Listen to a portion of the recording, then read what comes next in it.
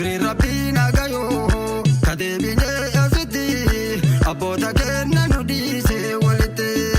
Shukri Rabbi nagayo kadebine asiti abota kenna nudise walite Shukri Rabbi nagayo kadebine asiti abota kenna nudise walite abota kenna nudise walite abota kenna nudise walite ajabo